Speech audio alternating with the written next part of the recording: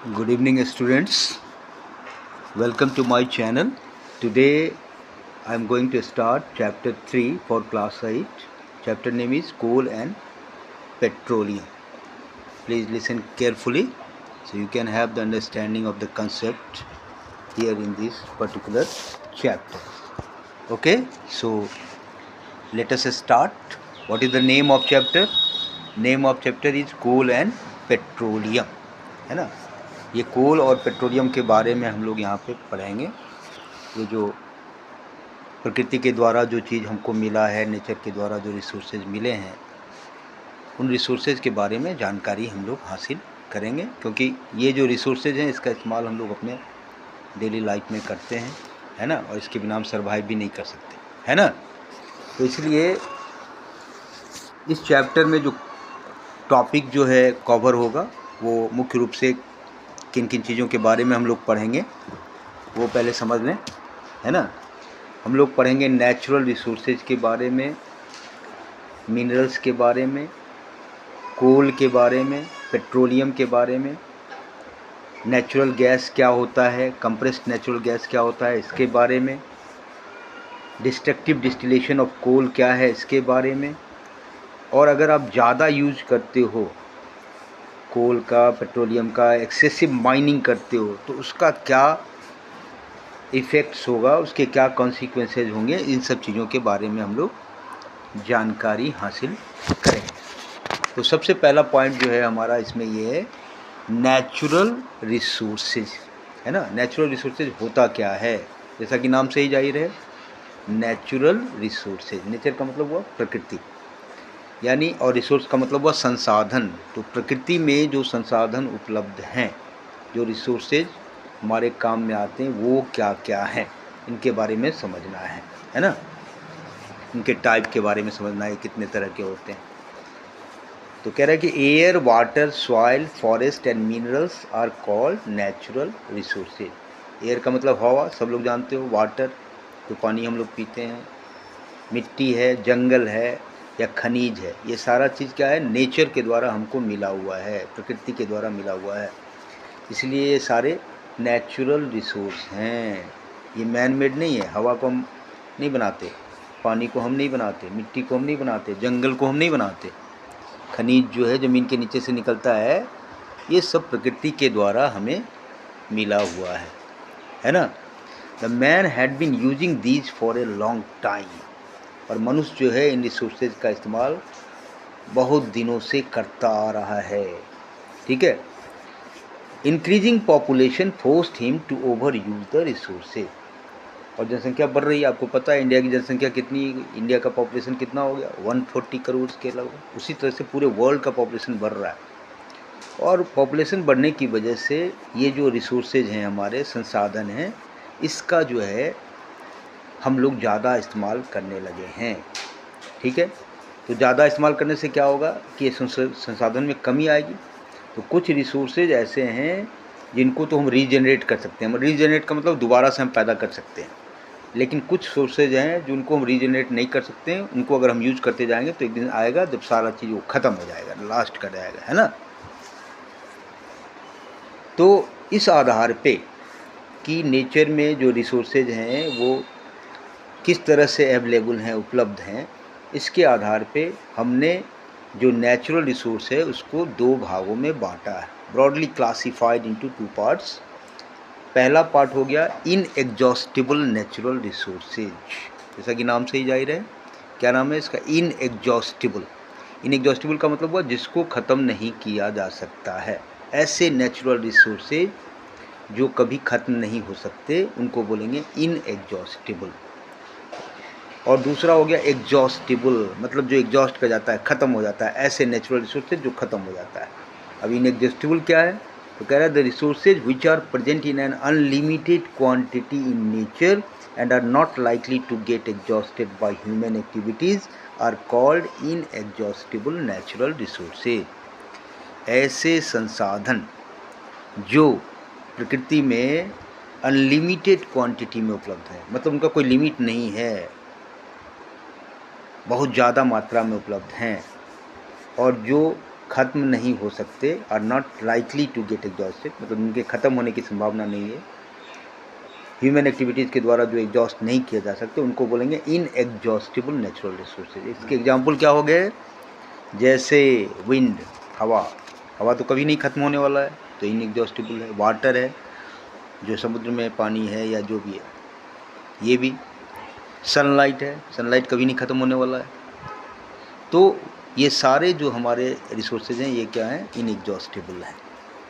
अब आते हैं हम लोग एग्जॉस्टिबल, मतलब जो लास्ट कर जाए, जो ख़त्म हो जाए धीरे धीरे, अगर आप यूज़ करोगे, जो लिमिटेड क्वांटिटी में अवेलेबल है वो एग्जॉस्ट कर सकते हैं, और जो लिमिटेड क्वांटिटी में अवेलेबल है और जो एग्जॉस्ट हो सकते हैं ओवर द टाइम, उनको हम बोलेंगे एग्जॉस्टिबल नेचुरल रिसोर्सेज। इसके एग्जांपल क्या हो जाएंगे, जैसे पेट्रोलियम है, कोयला है, नेचुरल गैस है, फॉरेस्ट है, मिनरल है, ये सारे ख़त्म होने वाले रिसोर्सेज हैं। मतलब अगर आप इसका यूज करोगे तो ये लास्ट कर जाएगा, ख़त्म हो जाएगा, है ना।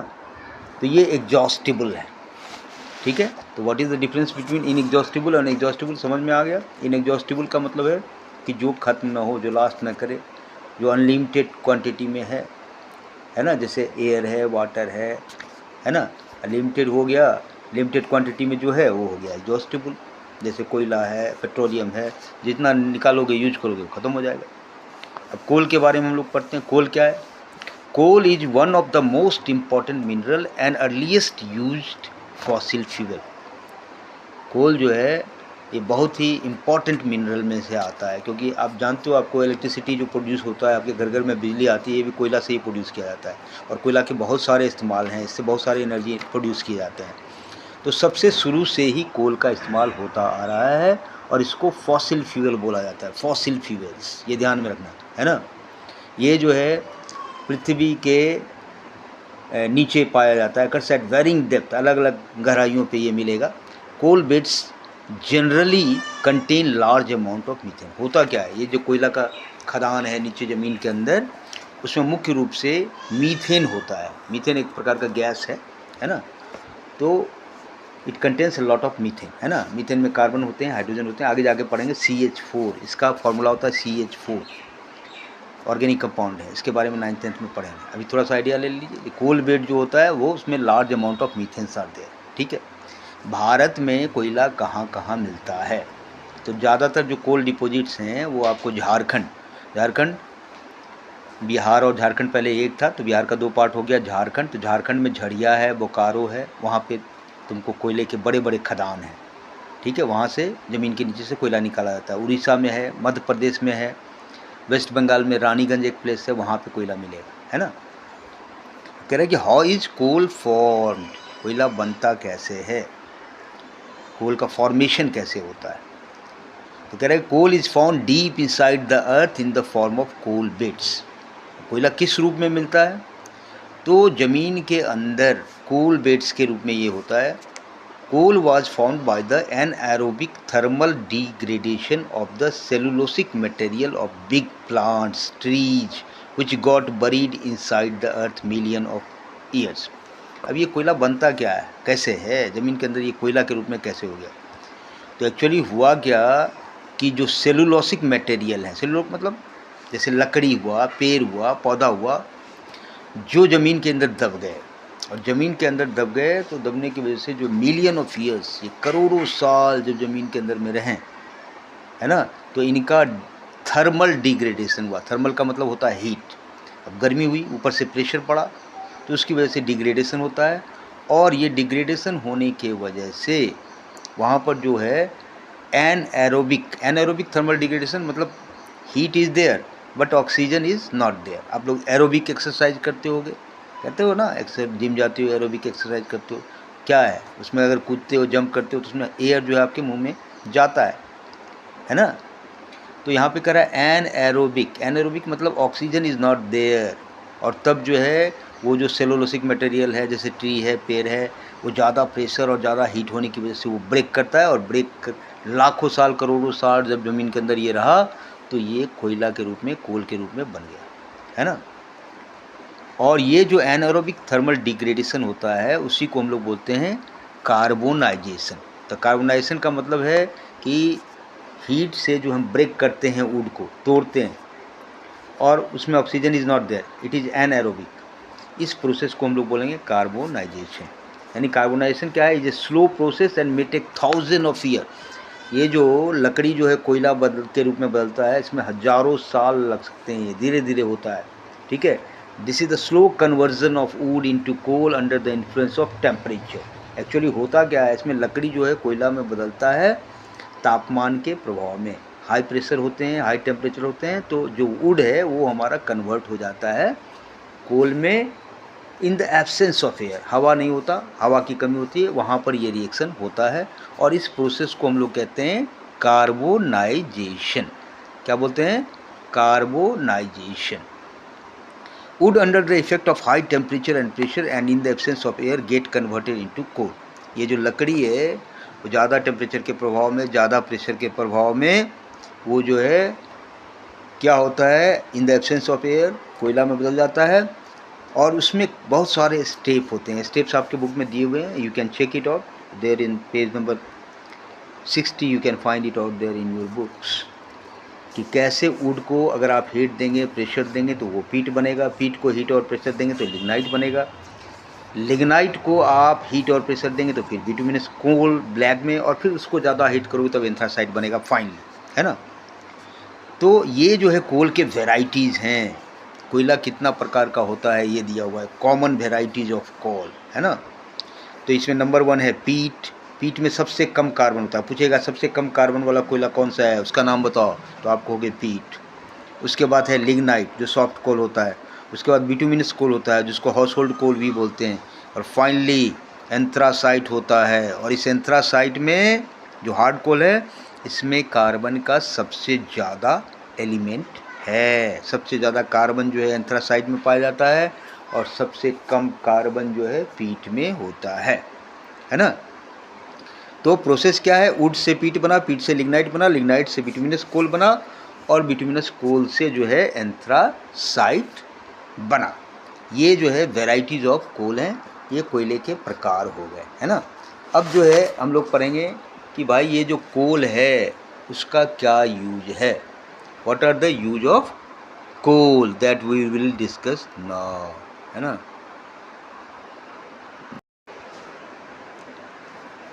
यूजेज ऑफ कोल, कोयला का क्या क्या इस्तेमाल है ना।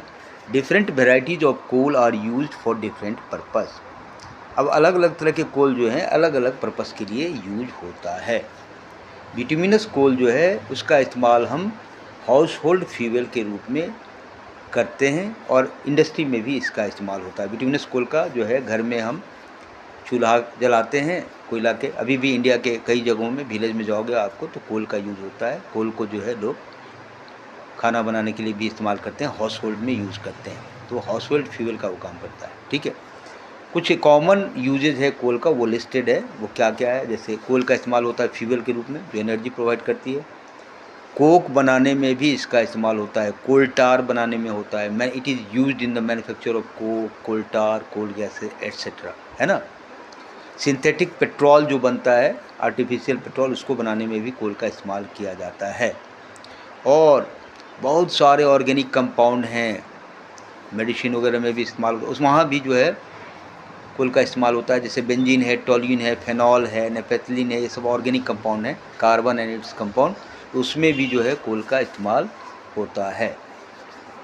कोल का इस्तेमाल किया जाता है, it is used in the extraction of metal. और मेटल को जब हम निकालते हैं, ज़मीन से बहुत सारा चीज़ निकलता है, उसमें मेटल मिक्सअप होता है, तो मेटल को एक्सट्रैक्ट करना पड़ता है, निकालना पड़ता है। जैसे कॉपर है, एल्युमिनियम है, जिंक है, ये सारा चीज़ जो निकालना पड़ता है। तो निकालने के काम में जो प्रोसेस होता है, उस प्रोसेस में भी कोयले का इस्तेमाल होता है, राइट, ठीक है। अब आपके क्वेश्चंस हैं, you can read that question and you can do it, है ना, ठीक है। अब हम लोग आते हैं डिस्ट्रक्टिव डिस्टिलेशन ऑफ कोल क्या है, व्हाट इज़ दिस प्रोसेस, कैसे कोल का डिस्ट्रक्टिव डिस्टिलेशन होता है। तो पहला चीज़ आपको ये समझना है, कह रहा है कि coal is not pure carbon. Coal जो है 100% कार्बन नहीं है, ये मिक्सचर है, mixture of large number of complex organic compound, बहुत सारे ऑर्गेनिक कंपाउंड इसमें मिले हुए हैं, ठीक है। अगर हम इसको हीट करते हैं, on heating strongly in the absence of air, तो अगर आप हवा की अनुपस्थिति में, एयर इज़ नॉट देयर, और आप कोल को हीट करो तो कोल जो है बहुत सारे प्रोडक्ट जो है देता है और वो यूज़फुल प्रोडक्ट बनता है ना। कोल गैस, कोल टार, ये सारे आपको निकलते हैं। यानी कोल को क्या करना है, हीट करना है। कितना टेम्परेचर होगा, लगभग 1000 से लेकर के 1000 से लेकर 1400 डिग्री सी पर हीट करो। और एयर नहीं होना चाहिए, ये ध्यान में रखो, एब्सेंस ऑफ एयर, या ऑक्सीजन नहीं होना चाहिए।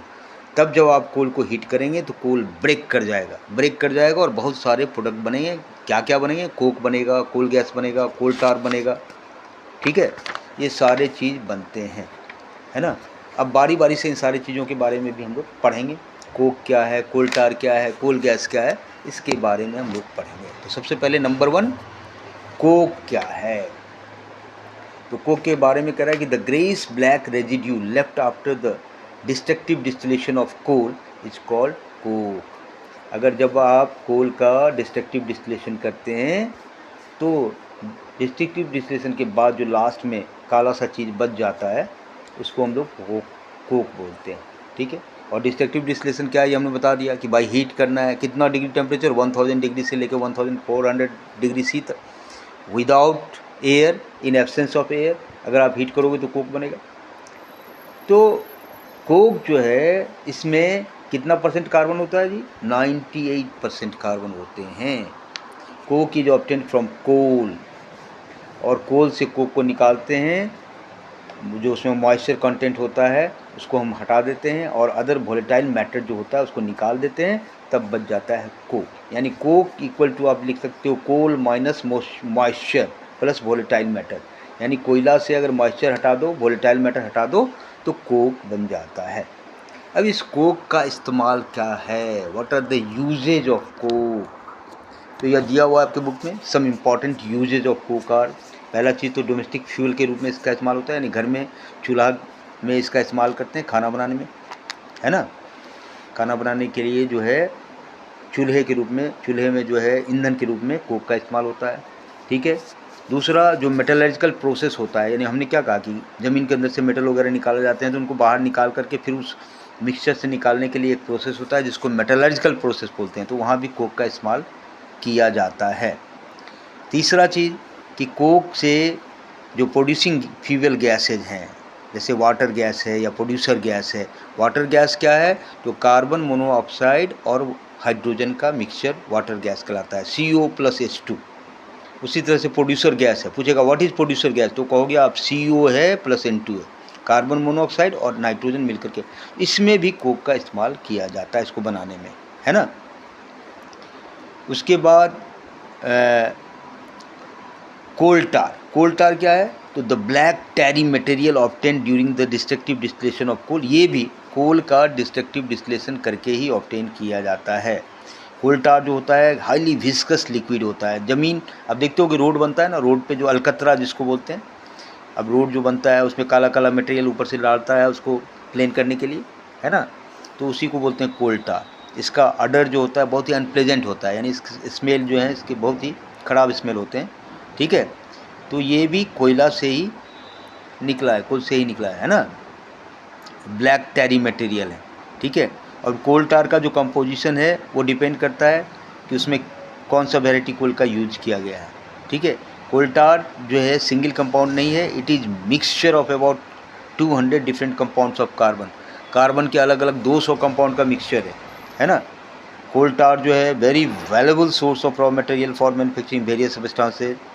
अब जैसे डाइज बनता है, ड्रग्स बनता है, एक्सप्लोसिव बनता है, उस सब में कोल टार का इस्तेमाल होता है।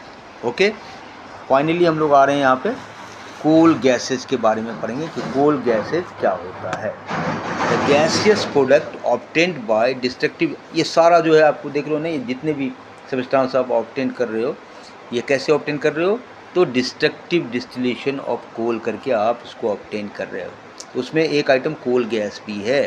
अब कोल गैस में मुख्य रूप से कोल गैस किन चीज़ों से मिलकर बना होता है, it is made of hydrogen, methane, carbon monoxide, ये सारा चीज़ इसमें अंदर होता है, ठीक है। और ये जो कोल गैस हैं, ये इनको अगर जलाओगे तो ये प्रोड्यूस करेंगे, हीट प्रोड्यूस करेंगे, जो कि कम्बस्टिबल होते हैं, ठीक है।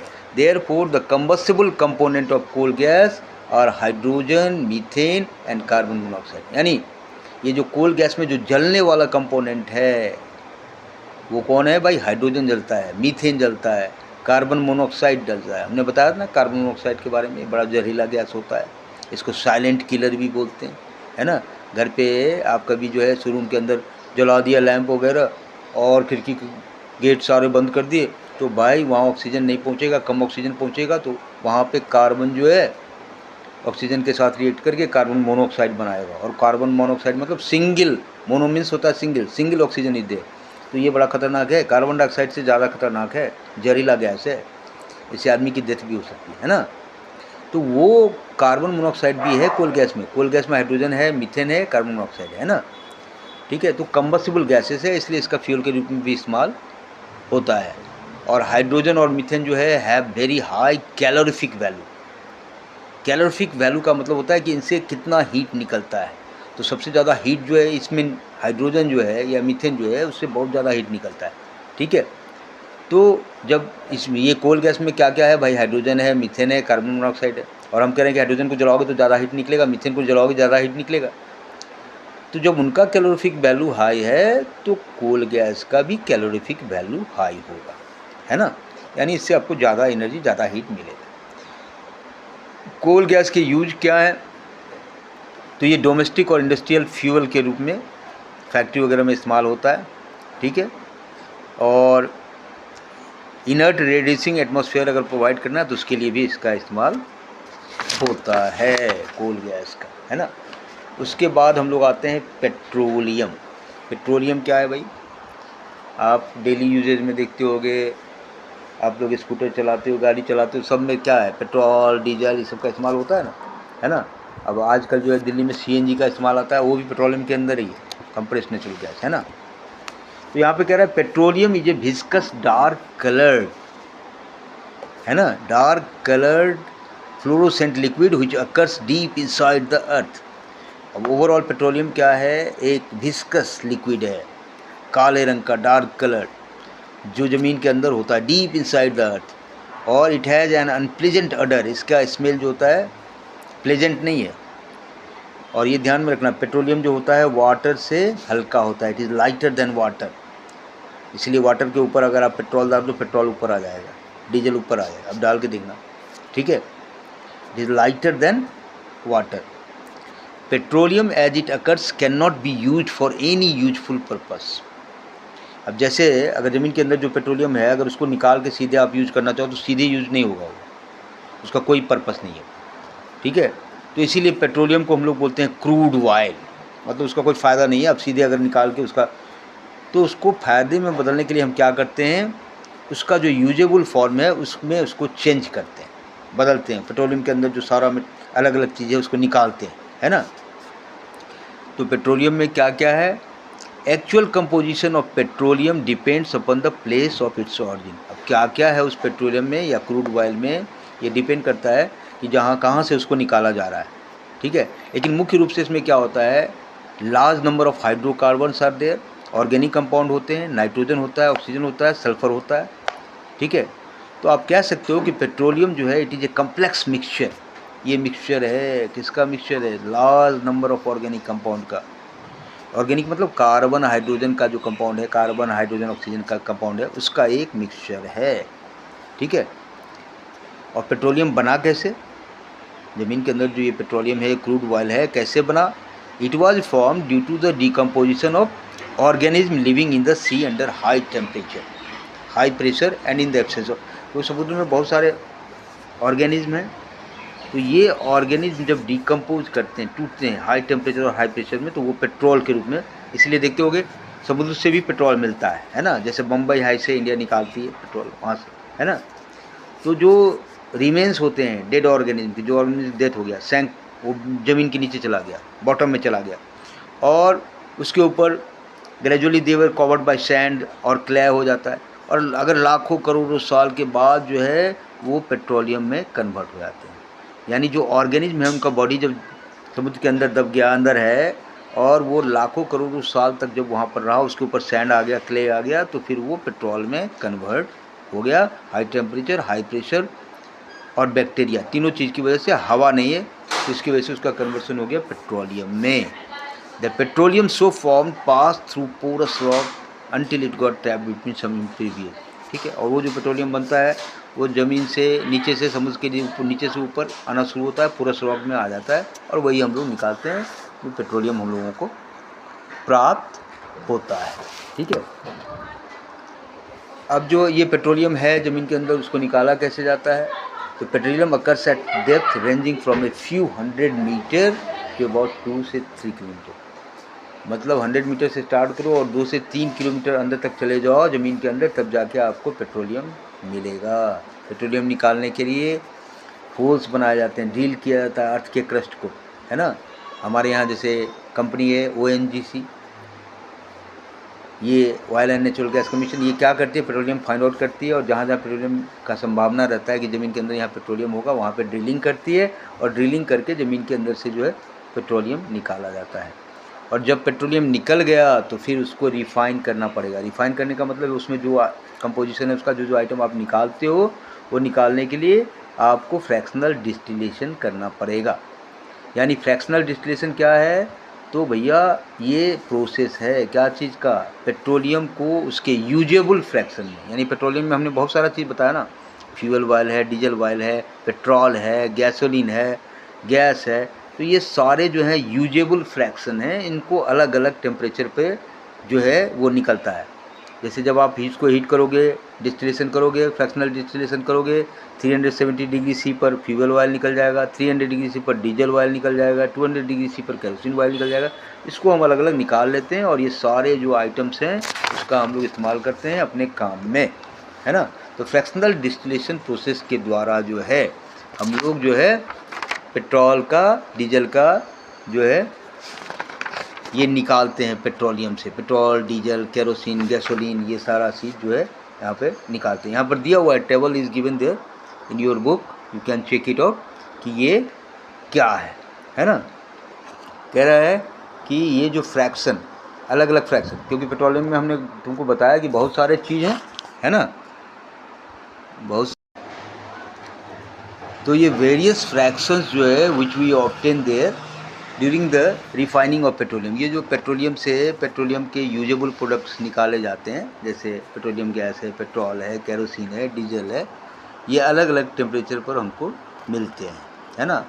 This table is given there in your book, इसमें ये बात आपको बताई गई है कि पेट्रोलियम गैस जो है उसका बॉइलिंग रेंज क्या है, अप टू 40 डिग्री सी, और इसमें पेट्रोलियम गैस में कार्बन एटम कितने होते हैं? 1 से लेकर 4 तक होते हैं, ठीक है।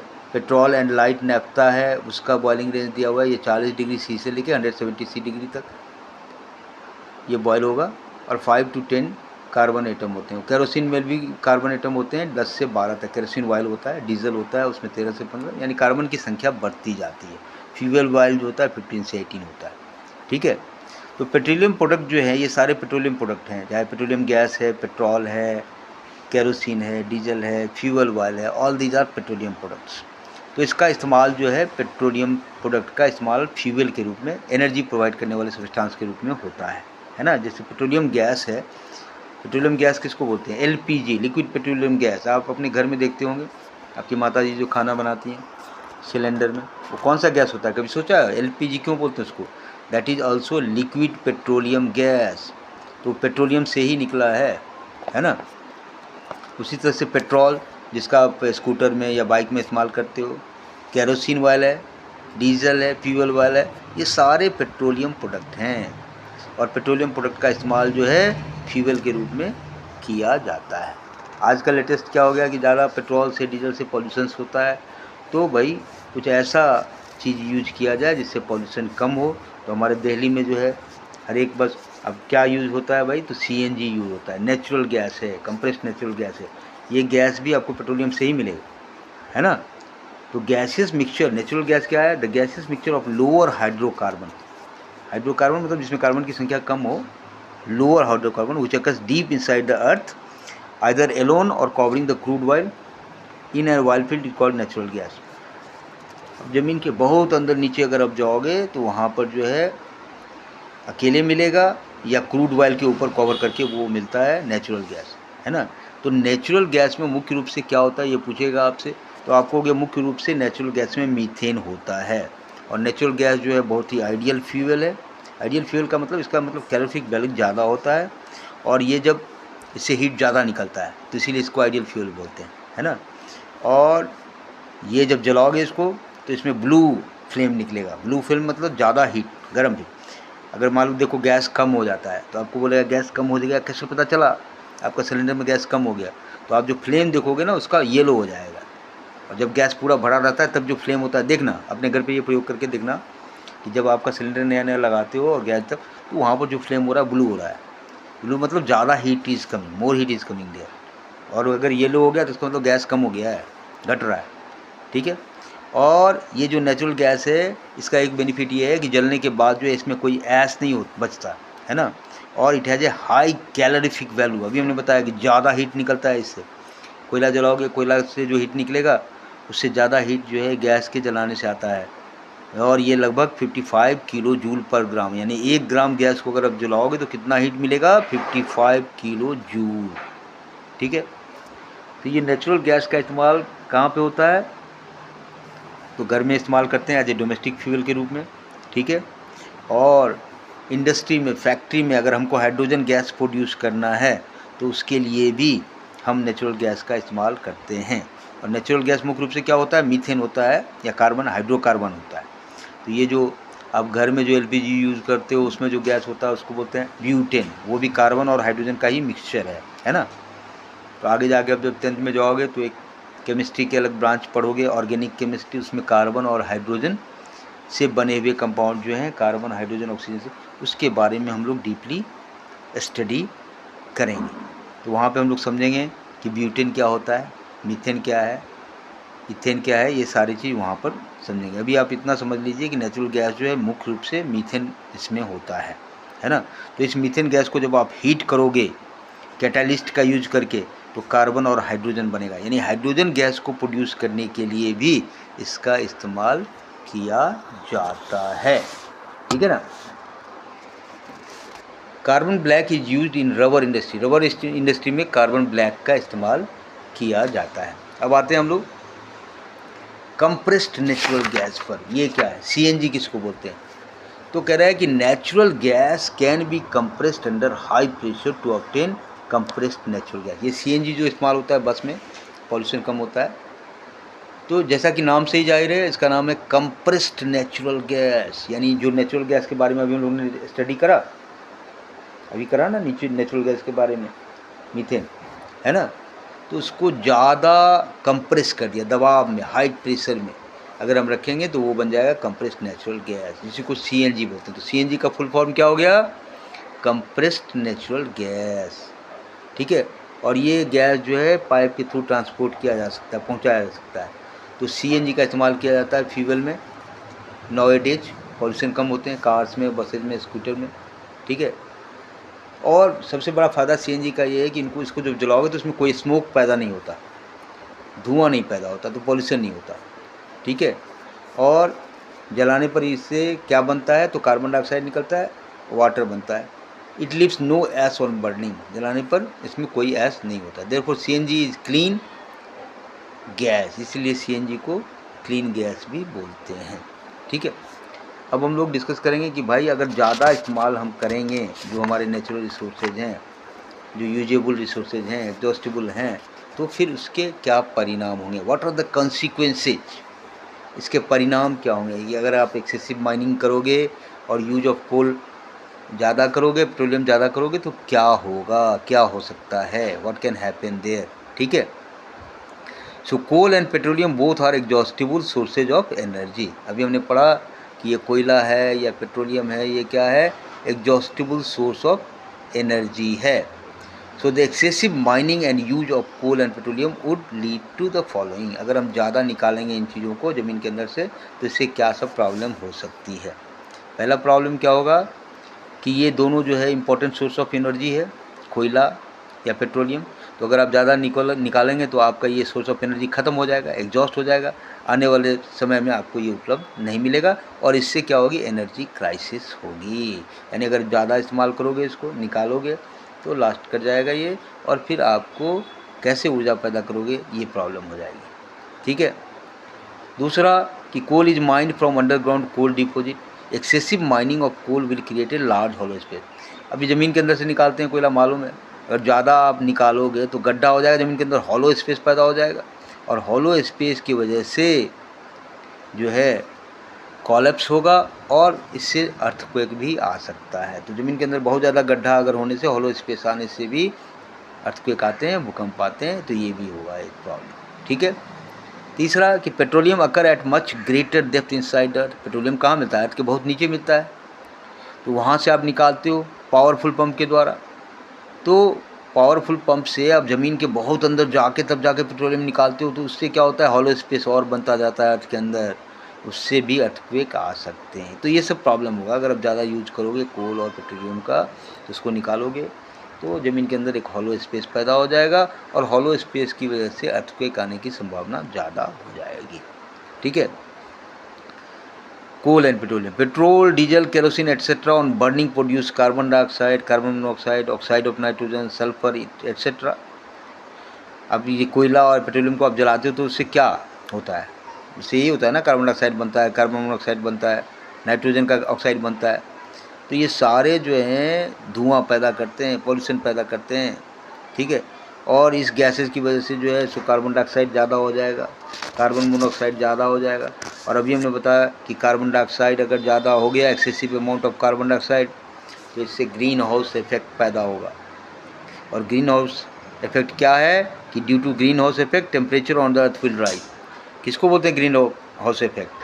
ग्रीन हाउस इफेक्ट का मतलब ज़्यादा कार्बन डाइऑक्साइड हो गया इन्वायरमेंट में, और अगर ज़्यादा कार्बन डाइऑक्साइड हो गया तो उससे जो इन्वायरमेंट है वो गर्म हो जाएगा, और अगर इन्वायरमेंट गर्म हो गया, ग्लोबल वार्मिंग हो गई, तो ये जो आइस हैं माउंटेन के वो पिघलने शुरू कर जाएंगे अंटार्कटिका वगैरह में, है ना। और जब आइस पिघलना स्टार्ट हो गया तो उससे फ्लड आ जाएगा। इसीलिए कहते हैं ना आजकल ग्लोबल वार्मिंग से कैसे बचा जाए, ग्रीन हाउस इफेक्ट कैसे कम किया जाए, तो वही ग्रीन हाउस इफेक्ट है। ग्रीन हाउस इफेक्ट कुछ नहीं है, ये जो पॉल्यूशन होता है, पॉल्यूशन की वजह से कार्बन डाइऑक्साइड की मात्रा बढ़ेगी, और कार्बन डाइऑक्साइड जब हो जाएगा तो उससे क्या हो जाएगा, ग्लोबल वार्मिंग हो जाएगा, इन्वायरमेंट गर्म हो जाएगा। और इन्वायरमेंट गर्म होगा तो आपके जो आइस बेल्ट हैं जहाँ पे आइस है वो सारा सब पिघलेगा, और पिघलेगा तो फ्लड होगा, बाढ़ आएगा, है ना। ठीक है। The temperature rise in temperature on the earth will affect monsoon, और मानसून इससे बारिश पर भी असर पड़ेगा, है ना। और कार्बन मोनोऑक्साइड के बारे में ऑलरेडी पढ़ चुके होंगे, बहुत जहरीला गैस अभी हमने बताया था। उसी तरह से सल्फर और नाइट्रोजन के ऑक्साइड जो होते हैं ये भी बहुत जहरीले गैस हैं, है ना। तो ये जो नेचुरल रिसोर्सेज है वो आपको लिमिटेड है, कैसे इसका इस्तेमाल किया जाए ताकि आप सही तरीके से जो है इसको लंबे समय तक चला सकें। ठीक है। तो some natural resources are limited. Coal and petroleum are fossil fuel. Coal और पेट्रोलियम को ही फॉसिल फ्यूल बोलते हैं। These are formed in nature by very slow process. अभी हमने बताया कि मिलियन ऑफ ईयर्स लग जाते हैं कोयला को बनने में, इसीलिए अगर आप ज़्यादा इसको कंज्यूम करेंगे तो फिर बनने में तो बहुत समय लगेगा। तो इसीलिए आपको इसको कम कंज्यूम करना है। As per present estimate the existing petroleum reserve might be get, कह रहा है कि अभी जो एस्टिमेट किया गया है उसमें ये जितना हम लोग के पास बचा हुआ है कोयला और पेट्रोलियम, वो 150 से लेकर 200 साल में अगर आप इस तरह से खर्चा करते जाओगे तो ख़त्म हो जाएगा। तो उससे एनर्जी क्राइसिस पैदा होगी। इसीलिए हमको जो है we must take proper step, हमें कुछ ऐसे स्टेप लेने चाहिए जिससे हम इसको कंजर्व करके रख सकें, बचा के रख सकें। तो इसके लिए एक petroleum conservation research association PCRA बना हुआ है, जिसने फॉलोइंग सजेशन दिया। उसने बताया कि भैया ये काम करोगे तो इससे हमारा जो है पेट्रोल और ये कोल जो है ये बच सकता है। बोला है कि पहले आप जो है सो धीरे धीरे निकालिए, कांस्टेंट और मॉडरेट स्पीड से। ठीक है। कह रहा है कि switch off the engine of traffic lights और when you have to wait for someone. अब जो ज़्यादा पेट्रोल खर्चा मत हो। अब जैसे मान लो कि ट्रैफिक लाइट पे हो, गाड़ी स्टार्ट करके छोड़ा हुआ है, तो उससे भाई पेट्रोल ज़्यादा कंज्यूम हो रहा है ना। पेट्रोल ज़्यादा कंज्यूम होगा तो फिर पेट्रोल ज़्यादा निकालेगा पृथ्वी से। तो आप इस तरह से छोटी छोटी बातें हैं जिनका ध्यान अगर आप रखोगे तो उससे जो है यू कैन सेव एनर्जी, है ना। अब जैसे गाड़ी आप चलाते हो तो गाड़ी का टायर जो है, टायर में हवा नहीं है फिर भी गाड़ी चलाया जा रही हो तो उससे ज़्यादा पेट्रोल का कंजम्पशन होगा। ये भी ध्यान में रखना, बाइक वगैरह जो चलाते हो आप लोग। तो इसीलिए हमेशा बाइक में ये वॉच करना है कि भैया आपके टायर में पूरे हवा हैं कि नहीं। है ना। और अपने सर्विस भी किया करो, जो आपके व्हीकल हैं उनका रेगुलर मेंटेनेंस किया करो, ठीक है। तो इस तरह से we end this particular chapter. अब इसके जो क्वेश्चन आंसर हैं वो अगर आप ऑलरेडी करेंगे या कराए जाएंगे, है ना। So at this note I am finishing this chapter, completing this chapter. Please don't forget to subscribe my channel. So you have to subscribe, you have to share, you have to like, so that I can upload other videos for you also. Thank you for listening me. Okay.